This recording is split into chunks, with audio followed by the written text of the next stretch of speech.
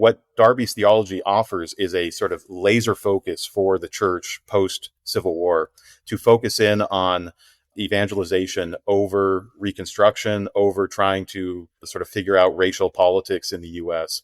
And this becomes a dominant theme among a lot of Northern evangelicals, white evangelicals in the 1860s, 1870s, and many of them adopt Brethren teachings.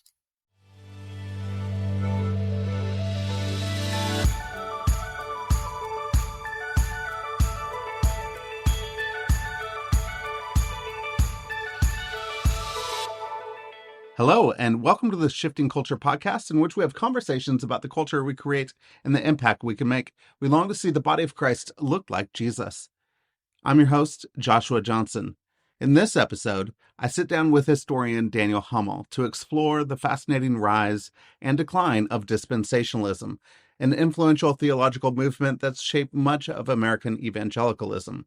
Daniel, who grew up immersed in dispensational thought as a missionary kid, guides us through its intriguing roots with figures like John Nelson Darby, its impact on American evangelical identity after the Civil War, and its cultural explosion through media phenomena like the Left Behind series.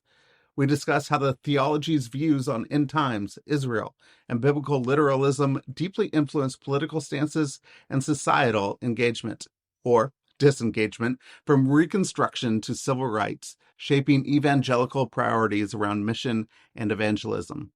Daniel also shares his insights into how shifting anxieties, cultural crises, and the power of popular media have redefined what it means to engage society as Christians today.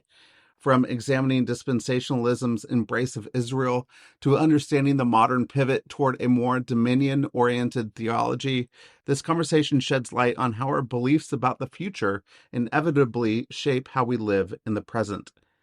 So join us as we unpack how reading the Bible, interpreting prophecy, and engaging culture can profoundly impact the way we live out our faith in a complex, anxious world. Here is my conversation with Daniel Hummel. Daniel, welcome to Shifting Culture. Thanks for joining me. Excited to have you on. Excited to be here.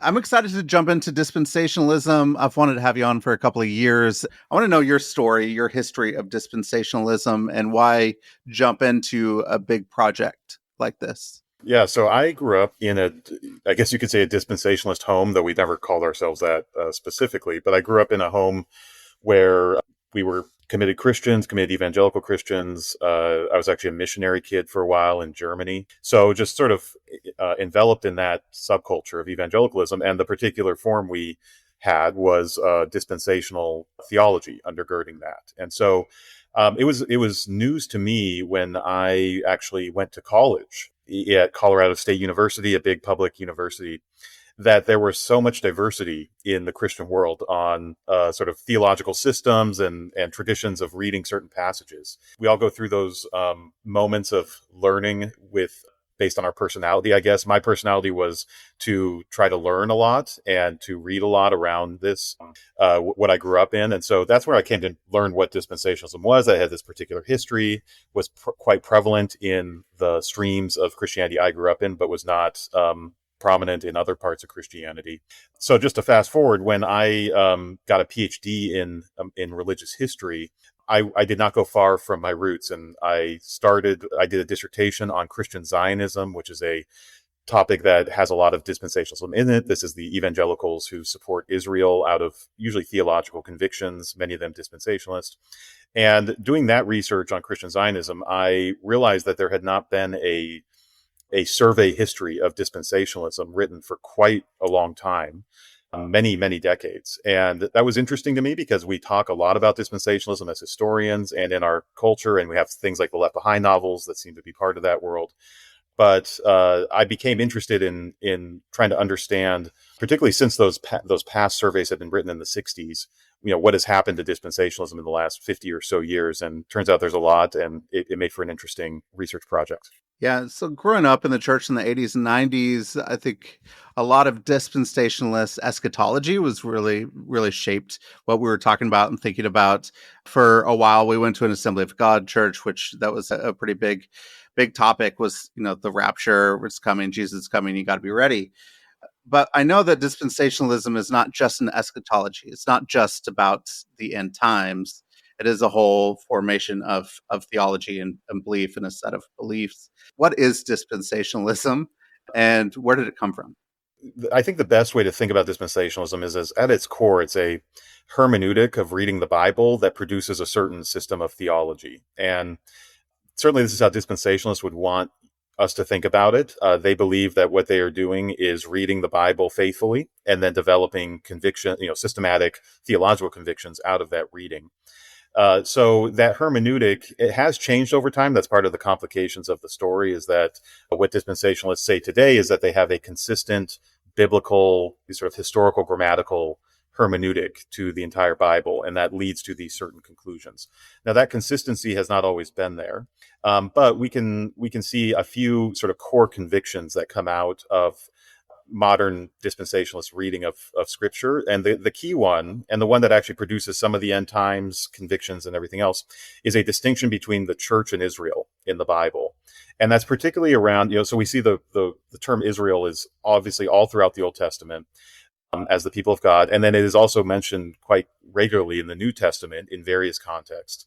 And for dispensationalists, they really want to insist that the ancient sort of covenant between Abraham and God, between Abraham's seed and God, is a covenant that is eternal and everlasting, and in some sense unchanging. And so when Jesus comes on the scene, when he is creating a new covenant in his body and blood, dispensationalists insist that that is a new covenant, but that does not sort of do anything to the old covenant.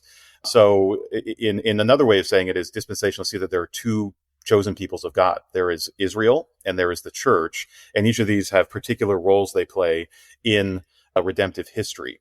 And those roles are also dictated by where the term dispensationalism comes from. These dispensations, these eras where God is dealing with humanity in particular ways. And so, unlike other even Protestant Christians, dispensationalists see a lot of, you could say, discontinuity or sharp breaks in the history, in redemptive history, and they divide those into dispensations. So those tend to be, numbering 7 is the popular number, but sometimes 6, sometimes 8. And these are distinctive ways that God is dealing with humanity, often focused either on Israel or, in our current dispensation, on the church. And there's all these sort of knock-on effects theologically that come from these core convictions, including the very distinctive end times eschatological system that dispensationalism, as you mentioned, is best known for, certainly on the popular level. So is this an ancient idea from early Christianity, or where did this start to form? How did this become popular? Right. Certainly different sort of sub ideas or elements of dispensationalism go back. You can find, I say it sort of tongue in cheek, but though it's a little more than tongue in cheek, you can go back and find a church father to basically justify any modern teaching. And that's no shade on the church fathers. There's just a lot of them with a lot of diverse views. So you can definitely go back and find ideas about a sort of future for national Israel, a future, certainly a premillennial eschatology where Christ is coming back to establish the kingdom. All those things go far back. But most historians, including me, date modern dispensationalism, if you want to call it that, to the 19th century, particularly to the writings and teachings of John Nelson Darby, who's the founder of the Plymouth Brethren sect in Britain.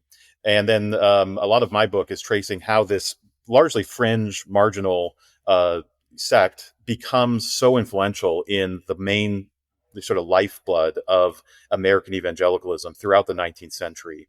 And we don't really have a sort of dispensationalist subculture until we get to the fundamentalist period in the early 20th century. The term dispensationalism is coined in the 1920s because there are certain debates happening at that time that are forcing the inheritors of this Darby's teachings to really make some commitments and try to connect all the different parts of their theology. So we're really talking about a 200-year history for modern dispensationalism. So then how did it take root? So if it started there with John Darby in England, how did it take root in America? Who took some of these thoughts and his teachings and ran with it to make it more popular in America? Right. And this is a very, you could say it's a counterintuitive story, or there's just a lot of contingency and interesting figures that make this happen. It was certainly not inevitable or something like that. So Darby is someone who is he's a vigorous thinker. He travels the world his whole life. He's a lifelong bachelor. He spends over 7 years in the United States in the 1860s and 1870s. So some of the spread is just because of his personal magnetism in the United States. But even more importantly is his writings are actually quite dense and difficult and actually changed over time. But he had some really good popularizers, you could say, people that were part of the Plymouth Brethren world, much better writers, maybe not as sophisticated thinkers, who took his ideas and made them really digestible to a broader Christian public. Now, you might still ask, okay, that's good, but why would those ideas be receptive to an American audience?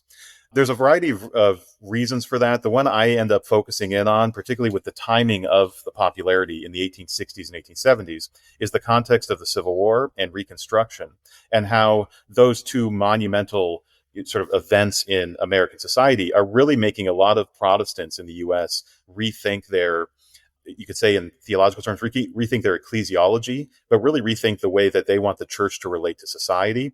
And they become very fascinated with Darby's teaching that comes out of this hermeneutic of the Bible, that the church has almost no role to play in society, in earthly functions, in government, in politics, and is entirely supposed to be a heavenly people of God. They are supposed to be focused on missions and discipleship within the church. And this becomes particularly appealing to a lot of pastors in what we call the border states, but the states that were right between the North and the South and were deeply divided, particularly in Reconstruction, over what to do with the problem of, what to do with slavery before Civil War, but afterward, how to sort of rebuild society. And so the most important figure who becomes the main American champion of dispensationalism in the 1870s is a man named James Brooks. He's a Presbyterian pastor in St. Louis, in Missouri, which is one of these border states. And he is attracted to the Brethren teachings precisely on this idea of getting the church out of the business of politics. A few other key figures, maybe the most important one is Dwight Moody, who is the biggest revivalist of the era, an associate of James Brooks.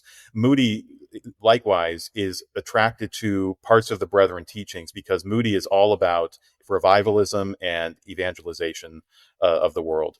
And what Darby's theology offers is a sort of laser focus for the church post-Civil War to focus in on evangelization over Reconstruction, over trying to sort of figure out racial politics in the US.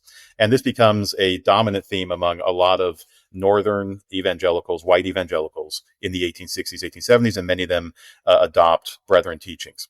You can see the threads all the way through to today. Like in the missions world, if I'm going to talk to mission leaders, there's always a debate. What is missions? A lot of people say it is just evangelism, making sure that we're saving souls and getting people in before, the rapture comes. And others say there is a place where there is, justice issues, social justice, and actually being involved in the world. So why do you think that it was so popular not to get involved in politics? I know it was a messy time after the Civil War. It's a messy time now. It's always been a messy time. Right. But why do you think that it was so popular to say, hey, we don't actually have to get involved in this. We could just wash our hands of it and we could do the business of saving souls, missions, discipleship?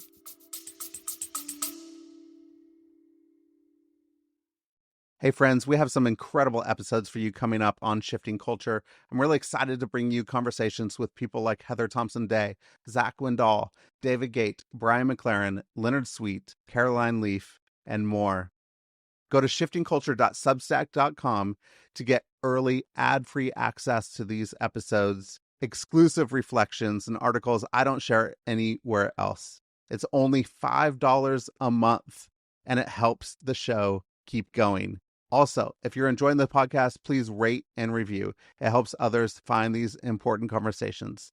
Thank you for listening, and subscribe at shiftingculture.substack.com. Now, on with the episode.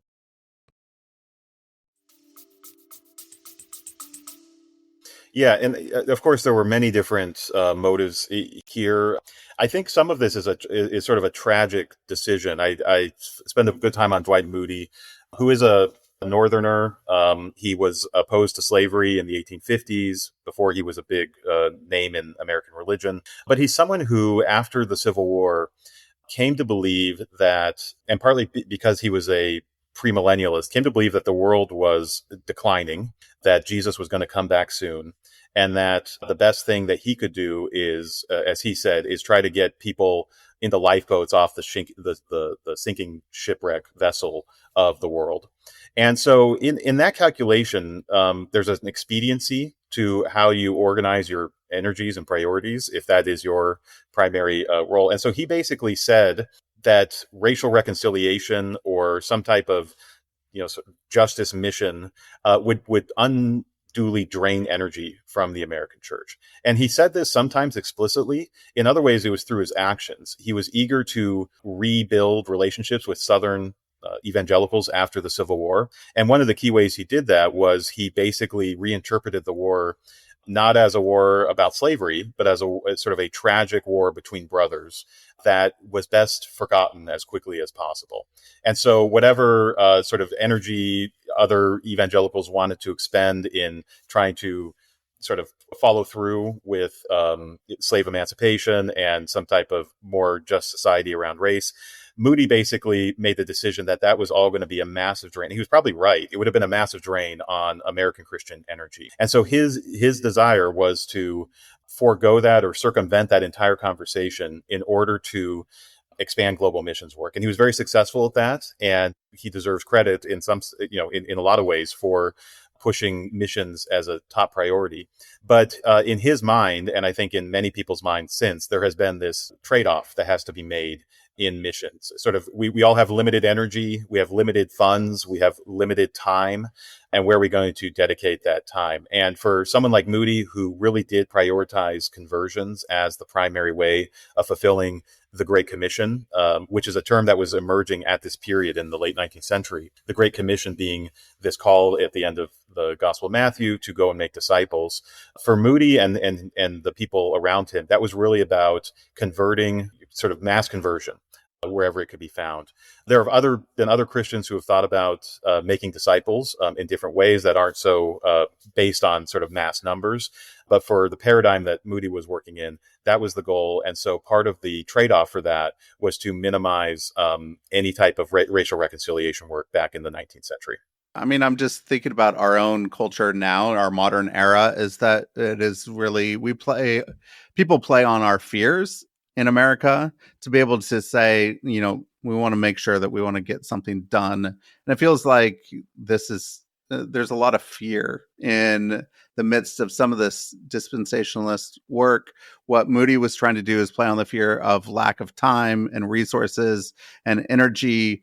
The end is coming soon. We don't have enough time. Where is that cultural sense of being a fear-based type of culture?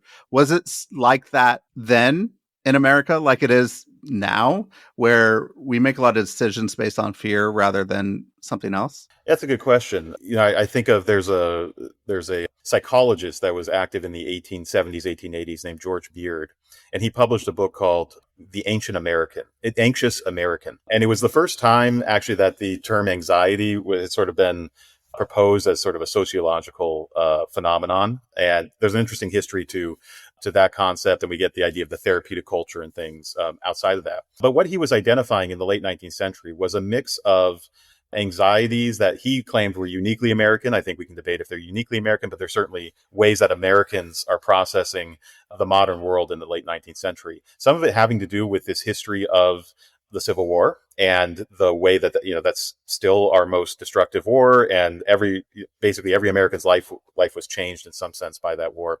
But there were also other major sort of anxieties in society at the time. This is the era of industrialization. This is the era of mass migration to cities. This is the era of mass immigration.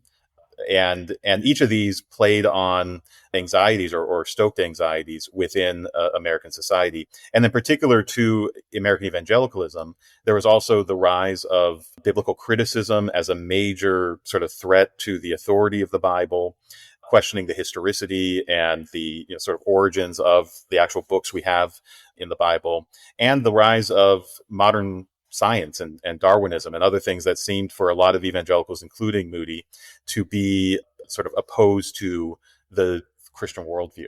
So all of these things are playing in. All of these things are adding to a sense of the historians often talk of this period as when premillennialism as an eschatology, this idea that the world will get worse and worse before Christ returns. This is when this becomes a popular movement in American Christianity. Up until the Civil War, Americans were we say post-millennialists, very optimistic about the future, the idea that actually it was the role of Americans to build the kingdom and then Christ would return sort of once it's established. And actually for many of them believing that America was the sort of proto-millennial kingdom. Much of this energy dissipates with the Civil War and with the rise of these other trends in American society in the late 19th century. And so there's a much more, you could say, pessimistic or just realist sense of the challenges of building the kingdom of God on earth that definitely were part of Moody's calculations here as well. So the anxieties today are different in some ways than the late 19th century, though we can see pretty straight lines from those anxieties to ones today.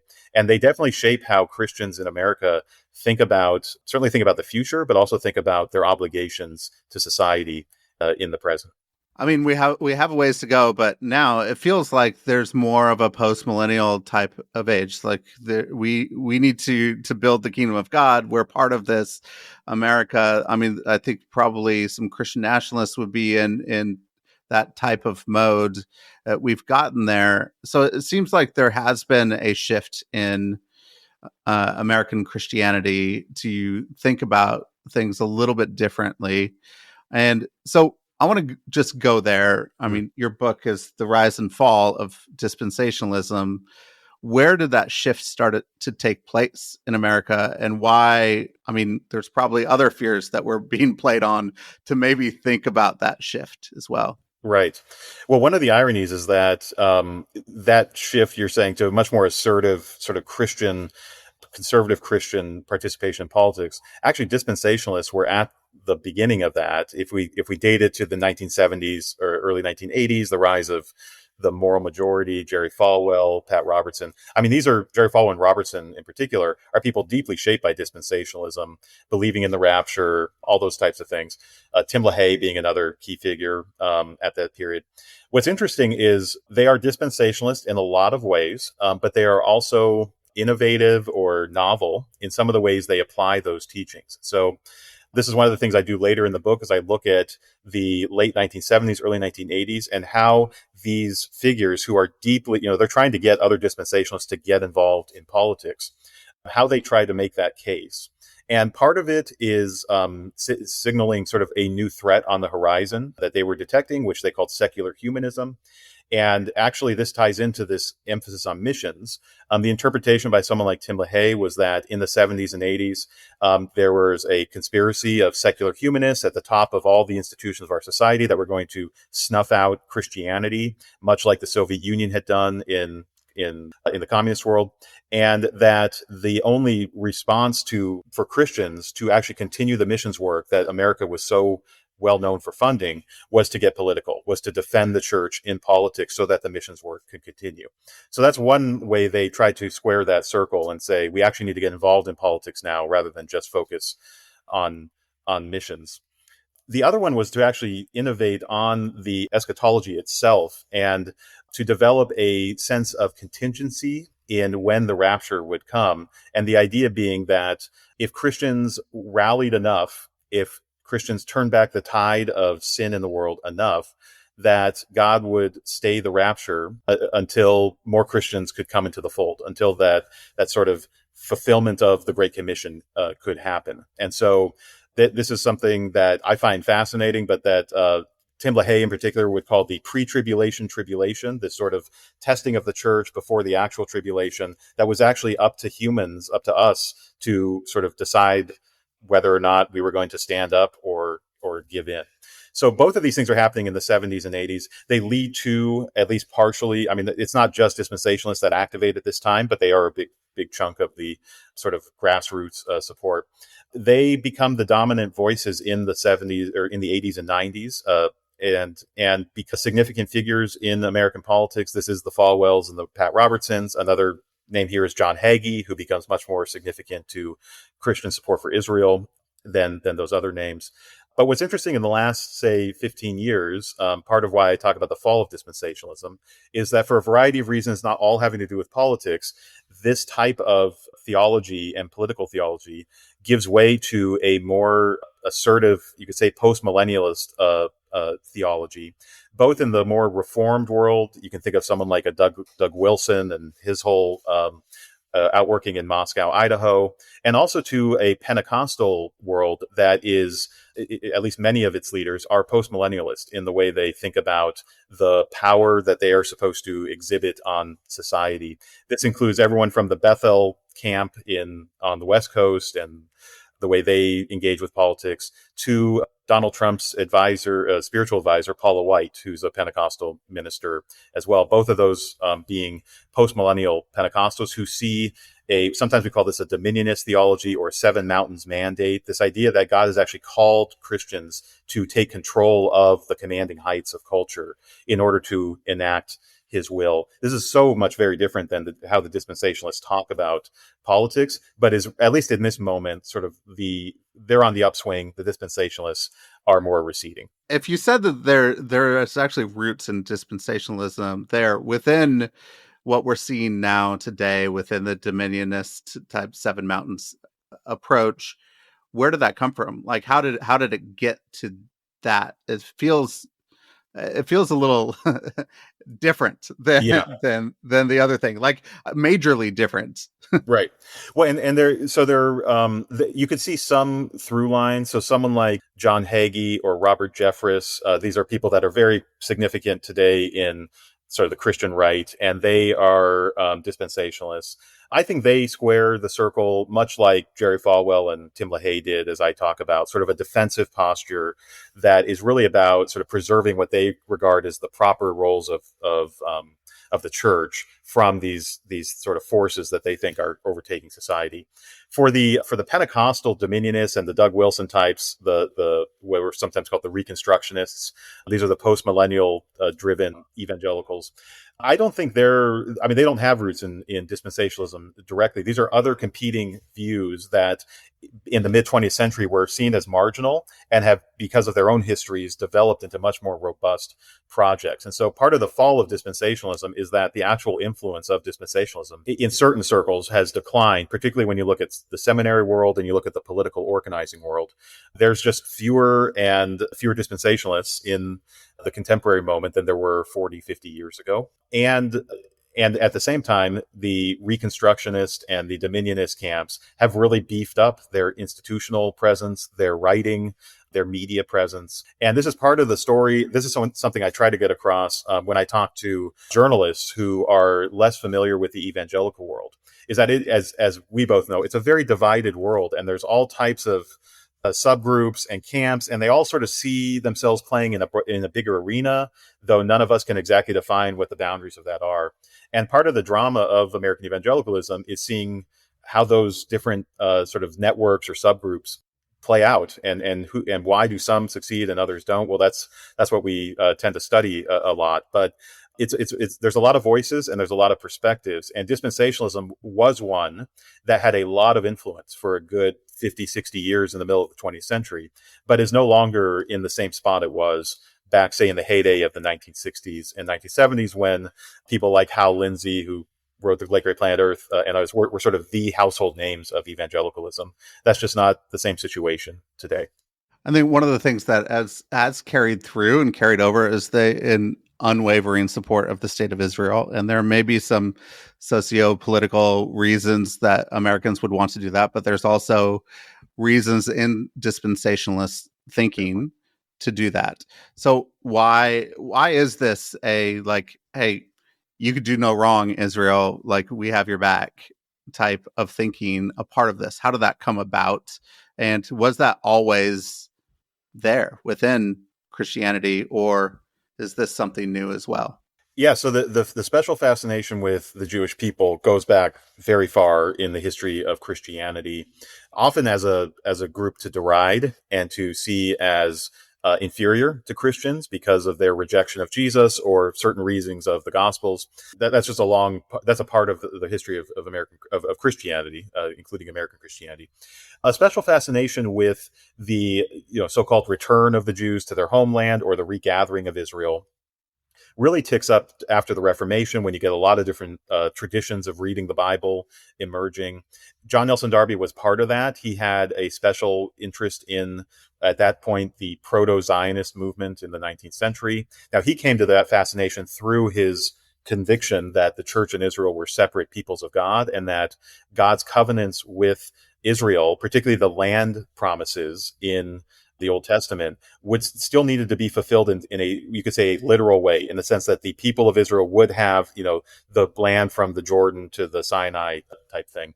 Other Christians were fascinated with the Jewish people for other reasons, but this was the tradition that Darby helped start. How would Darby then read something like Ephesians, where Paul is saying really the mystery of what God is doing is bringing Gentiles and Jews together to make them one and unified, and there isn't really a separation between the two? Yeah, I mean, he of course would take that passage very seriously, but he would insist that I don't know exactly how he'd read that particular passage. What he would insist is that God never never goes back on his covenants. And so he would say, yes, there is a role for Jews who recognize Jesus as the Messiah. They, sort of unite with Gentiles who also recognize Jesus as the Messiah. But in terms of there will still be a role for national Israel in God's plans. So he would not counter. He would say, yes, Paul is describing something that is new and that is unique in the sense that it is Jew and Gentile coming together. But this is not to negate for Darby the role that Israel will play in the future, the national Israel, the sort of state of Israel, the ethnic people of Israel. And that's really where the fixation on modern Israel comes from, in a sense, is this conviction that in the Old Testament books of Daniel and Jeremiah and Ezekiel and a few other places that mention what dispensations read as a future fulfillment of prophecy relating to the people of Israel. And then, of course, the book of Revelation, which mentions Israel a number of times, that these things are to happen in the future, and they're to happen to the people of Israel, the ethnic people of Israel, not a spiritualized Israel in the church or some other entity.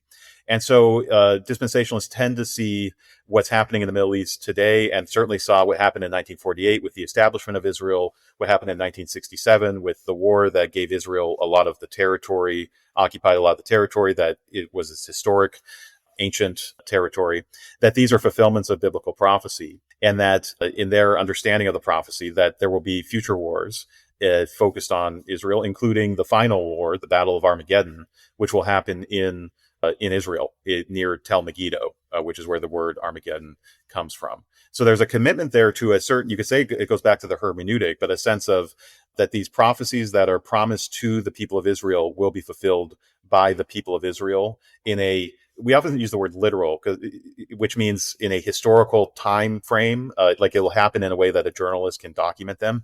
It's not necessarily literal, because a lot of the actual prophecies are about figurative things like dragons and other things, which that's not what dispensationalists are saying, that actual dragons will emerge and fight each other or something like that. But they see those prophecies being fulfilled in a plain historical way that can be observed. Now, where the sort of, as you mentioned, the blank check type mentality comes from, where the modern state of Israel can do no wrong, part of that is seeing a continuity between ancient Israel and modern Israel, and seeing that this is essentially the same chosen body. There are plenty of Christians who critique dispensationalists for saying that the modern state of Israel has some covenant with God. That is a step beyond maybe what you must read into it if you're a dispensationalist. But there's also a lot of other factors that play into why evangelicals support Israel beyond this eschatology.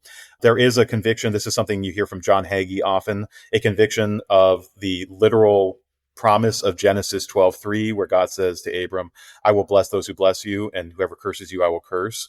And there's a sense that the worst thing you could do is oppose Israel, because that means you were bringing down the curses of God on you. And conversely, the way to accrue blessings for the nation, for the United States, or for yourself personally, is to support Israel. And then there's, of course, all these just American reasons that don't have as much to do with theology for why American culture in general is pro-Israel. And evangelicals are just one example of that. That's the sense of a shared moral, Judeo-Christian moral civilization. That's the sense that Israel was founded out of the Holocaust, and there's a sort of a moral obligation to support the Jewish people, and particularly Israel as a sort of safe spot from persecution. There's a sense that both societies emerged as sort of frontier societies that had to fight against the odds to become great countries. There's a lot of reasons there that many evangelicals will also cite for why they support Israel beyond the theology.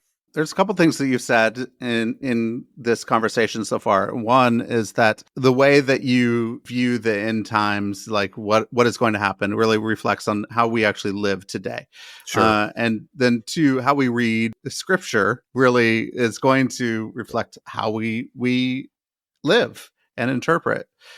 Where did this literal, like, time bound and time oriented type of reading scripture really take root in evangelicalism? I mean, that's part of the story of the embrace of the Brethren ideas in the late 19th century. That's one of the contributions that the Brethren gave to American evangelicalism, was particularly when it came to the prophecy books of the Bible, which is about, if you count it all up, that's about a quarter of the Bible we either categorize as prophecy or apocalyptic literature. The Brethren were insistent that we not spiritualize or allegorize a lot of that imagery and text. And that sort of intersected with or dovetailed with the deep tradition in American Protestantism of what we call common sense reading, common sense as a philosophical position. Scottish realism is another sort of technical term for it. This sense that any Christian should be able to open the Bible and, in some sense, understand what's there without having an expertise in ancient history, in the languages. And so when there are passages that seem to pretty straightforwardly promise the people of Israel this or that we should, unless there's a very good reason to take that allegorically or something like that, we should take that literally. There are these tendencies within American Christianity that by the year 1900 or so are quite prevalent in the sort of grassroots of the movement, where the idea of literalism as sort of a benchmark of true Christianity emerges is through the fundamentalist movement in the 1920s and 1930s. And this is contrasting the literalism with the seeming less rigorous, this from the fundamentalist side, less rigorous interpretive methods by modernists that are using higher criticism, are fine using allegory and other sort of modes of interpretation. And so literalism becomes equated for many Christian evangelicals in particular with a rigorous view of the Bible and its authority, and that you are submitting yourself to the Bible, even when the Bible says things that, if you take them literally, seem to be counterintuitive to the world as we know it, or seem to be hard to follow. That's actually what it means to be a good Christian, is to submit yourself to that rigorous literal hermeneutic. That becomes a staple of fundamentalism in the 1920s and 30s, and that's really where dispensationalism also grabs hold. I mean, that's the same community.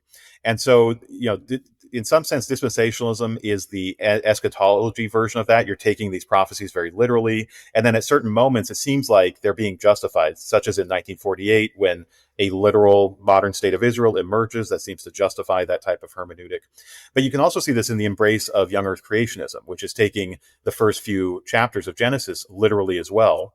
And even though all the science and much of the culture finds that to be a crazy view, a view that is not in line with modern science, fundamentalists say, well, because we believe in the Bible so wholeheartedly, we will even submit we will submit ourselves to that literalistic reading as a sort of counter to the modernists and the culture. So dispensationalism really fits in with this broader fundamentalist culture of literalism that becomes really the benchmark of conservative Protestantism. And it's bound up with this idea of inerrancy of the Bible as well, that if you aren't literal with your reading, then you're allowing for, maybe the reason you don't want to be literal is because you're trying to accommodate difficult readings with modern knowledge. And a literal reading creates a baseline way of reading that can't deviate, no matter what we learn about the world, with science.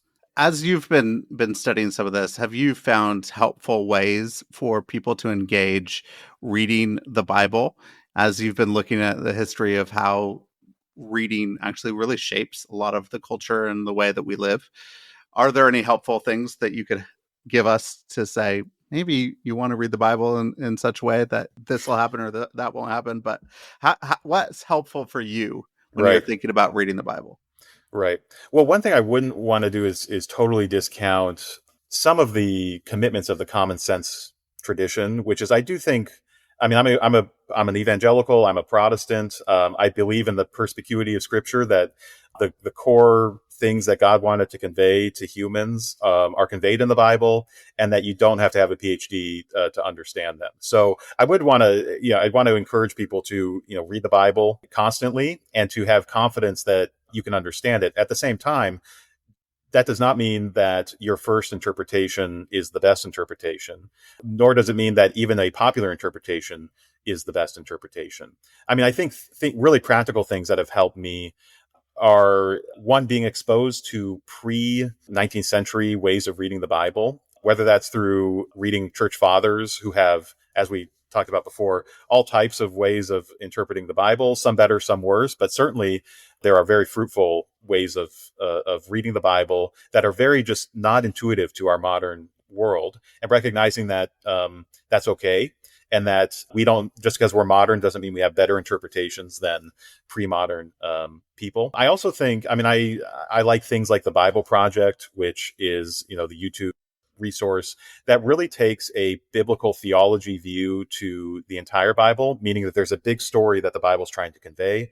How does each passage fit into that big story? That's a much different way of reading than a simple quiet time way of reading or a devotional way of reading, where you're going to a passage and saying sort of, what is this saying to me now? There's a role for that. I am, among being an evangelical, I'm a pietist at heart. So like, I understand the sort of the heart religion at the core of evangelicalism, but also recognizing that the Bible was, diligently constructed by God and by humans to convey a story, and that story is really the all-encompassing story that we all find ourselves in. And so any piece of the Bible fits into that story in a particular way. And that needs to be a big part of how we're reading the Bible. So instead of saying there's a certain hermeneutic that we just apply to every passage, it's understanding, what is the story? How is each book? How does each part of the Bible contribute to that story? So of course, you're going to read a psalm differently than you're going to read a historical part of the Bible, than you're going to read a prophecy, because each of those genres have very different things to contribute to the overall package of the Bible. So certain writers that, I like in that tradition, someone like N.T. Wright, which is probably a very popular version, tend to have that big story in the foreground whenever talking about the Bible. And then from that, understanding where different passages fit in. So I guess I've given you Bible Project and N.T. Wright as two things. Those probably aren't too unique. But even if you're not on that sort of wing of evangelicalism, because those can be appealing to some and not to others, there are great, very dedicated evangelical scholars who are just not in the dispensationalist tradition, who would be useful readers as well. One book I like recommending is books by Michael Gorman, Reading Revelation, where there's so many different traditions in how we read the book of Revelation. The one that most of us are familiar with is the dispensationalist one, which is a futurist literalist interpretation. But there are probably a dozen different ways to read Revelation and also be a committed sort of Bible believing Christian.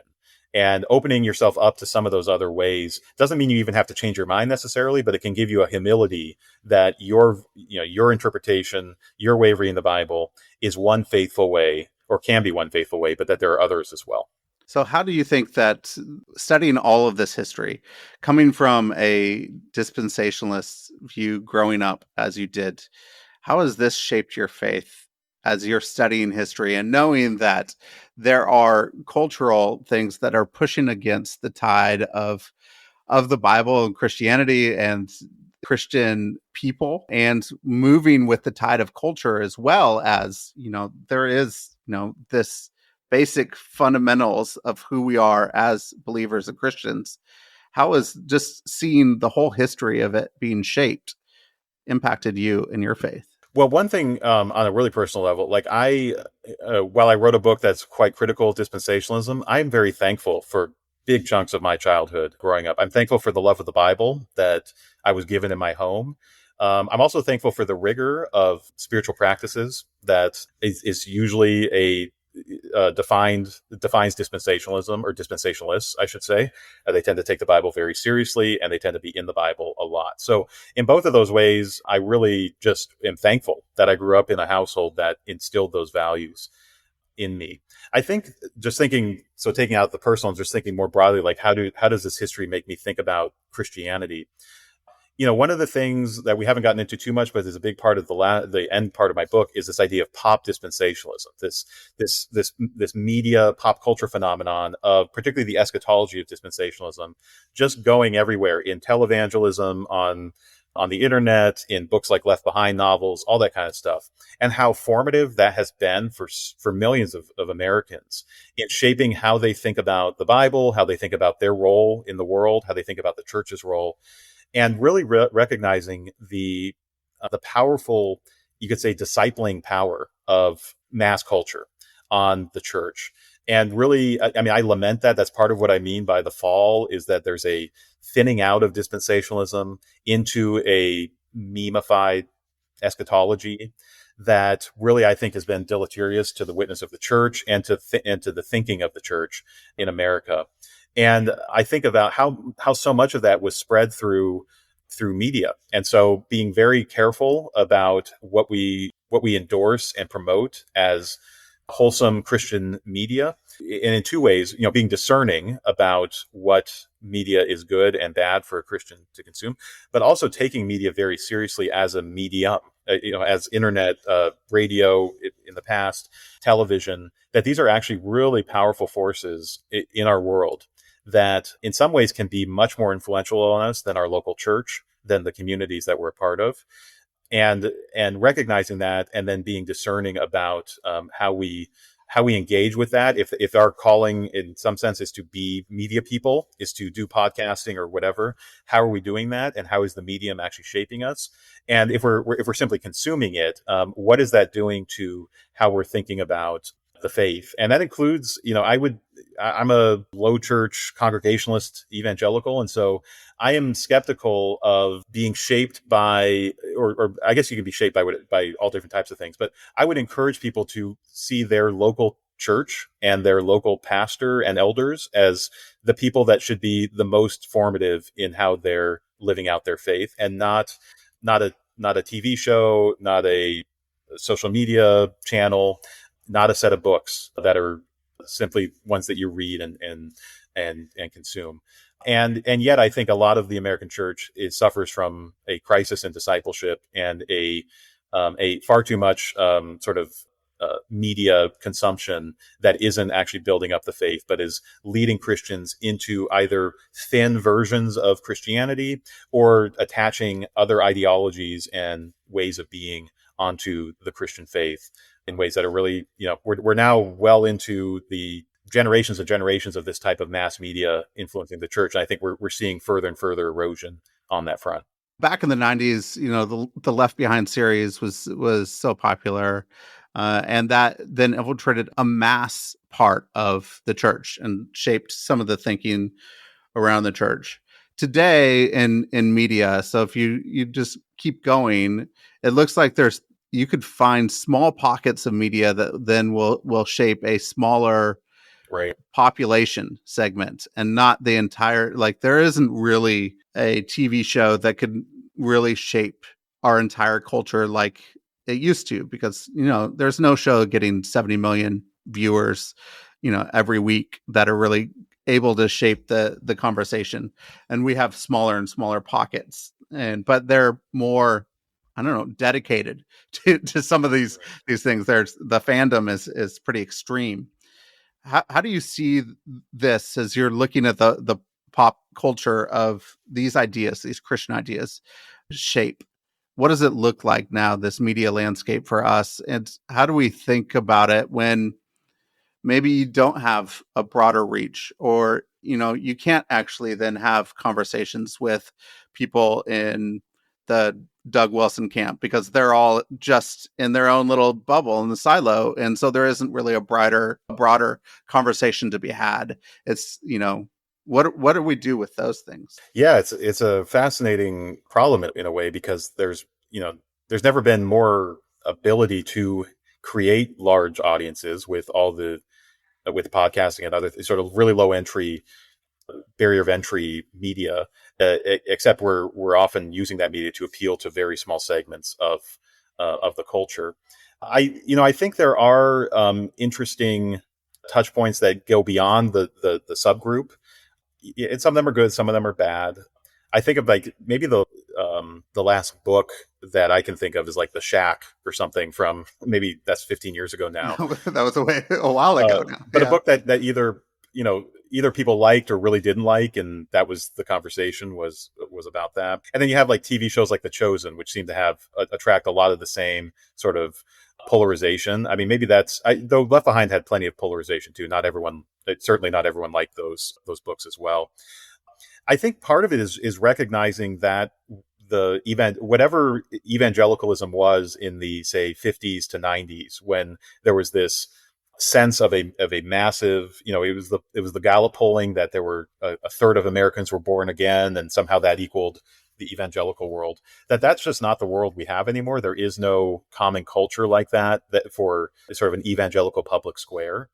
There are flashpoints where a lot of the same actors or groups weigh in, but it's usually not over unity. It's usually over division. There can definitely be a lament on that there's a loss of some type of shared culture, but that also means there's a lot of opportunity to build smaller but maybe more invested cultures.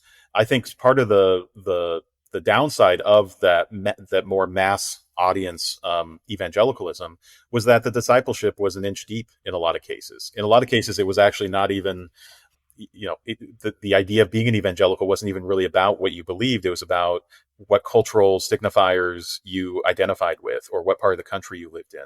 And there's still a lot of that, by the way, as we know, happening. But that can be one of the maybe silver linings of a culture that is more divided and shares less, is that if there is a good message, if there is a good media, that it can maybe be easier to find the people that will resonate with that, and then maybe also to find people who wouldn't initially resonate with it, but can if appealed to. So I wouldn't necessarily want to try to recreate the mass culture of the 1980s or 1990s, but that doesn't mean we just don't try as well. That doesn't mean we don't, sort of try to create conversations.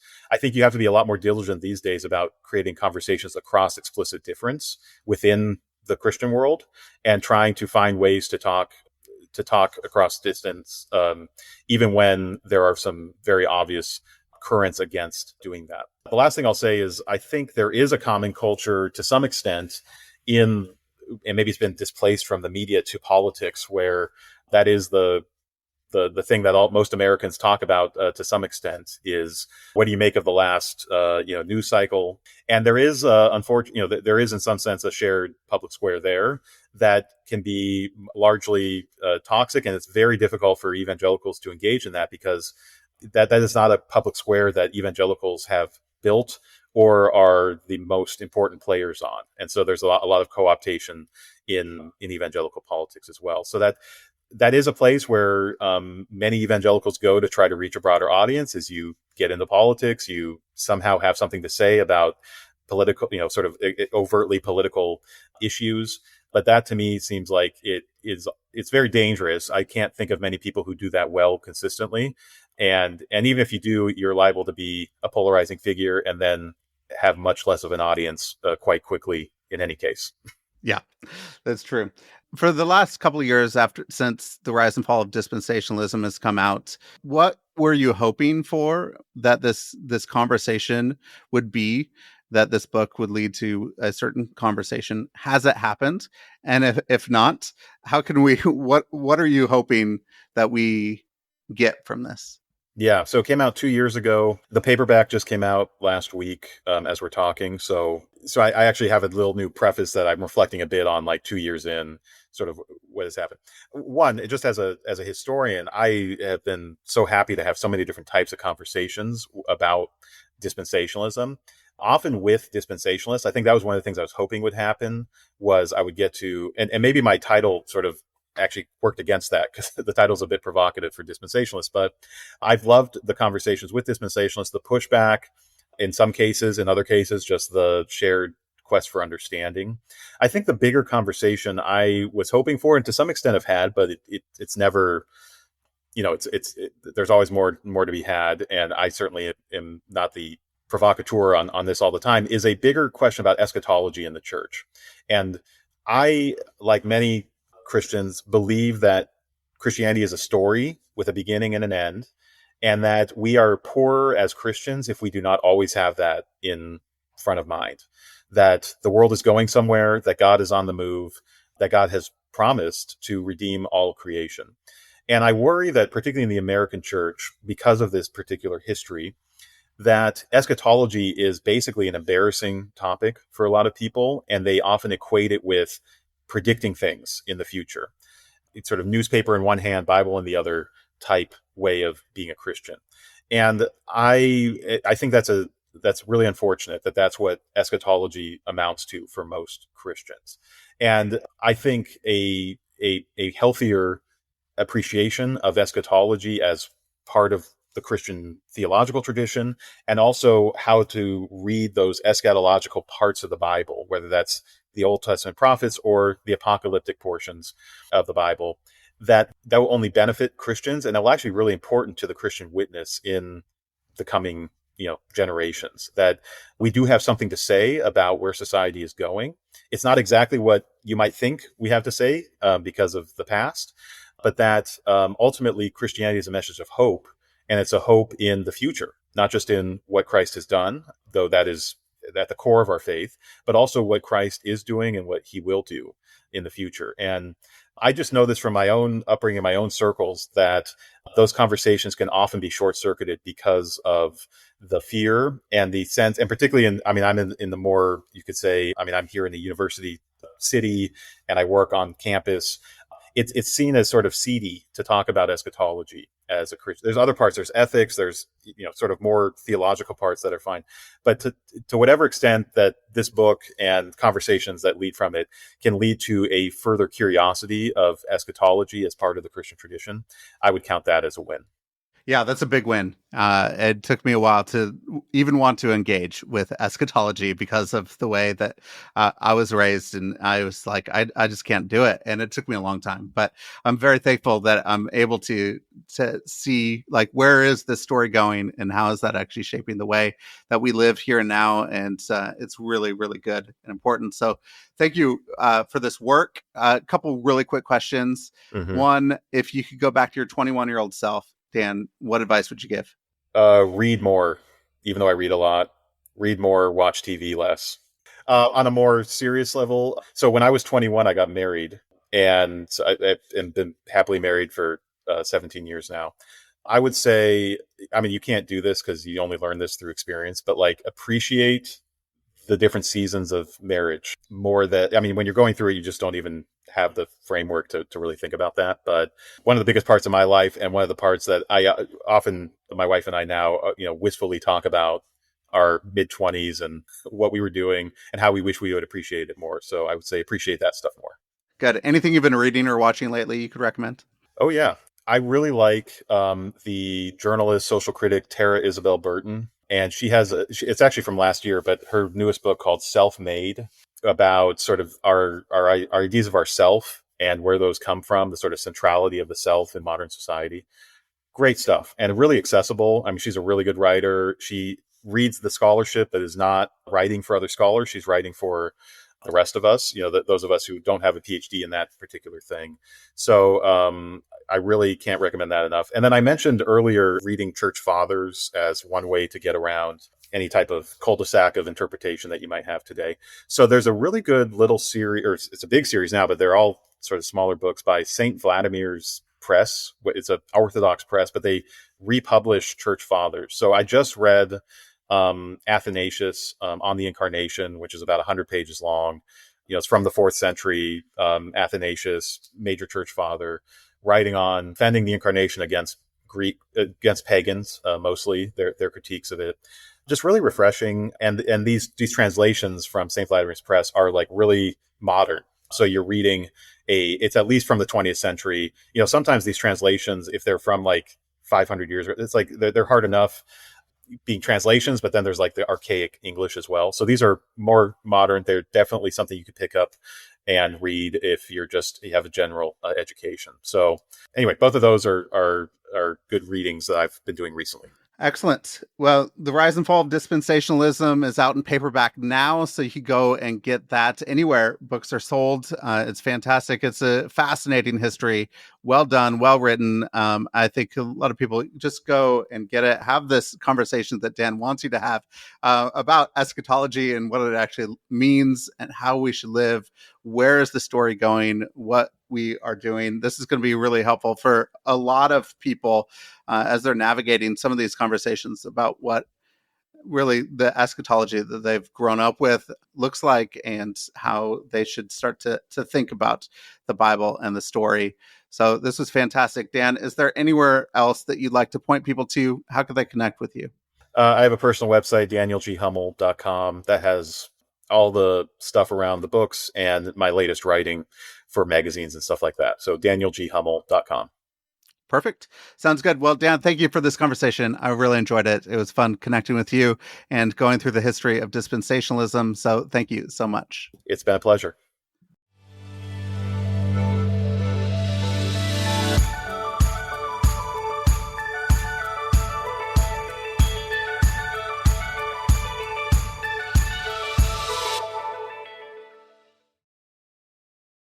Thanks for listening to this episode of Shifting Culture. This show was edited and produced by me, Joshua Johnson, at Shifting Culture Productions. If you're enjoying the conversations, consider supporting the work by subscribing at shiftingculture.substack.com. For as little as $5 a month, you'll get ad-free early access episodes and other exclusive content delivered straight to your inbox. I'd love for you to not just listen, but engage. Reach out. Share what's resonating, and let's keep shaping culture together. Whether you're a listener with feedback, a creative with an idea, or a brand looking to connect with a thoughtful, engaged audience, let's talk. If you're interested in advertising on the show, I'd love to hear from you. Contact me directly for rates and availability.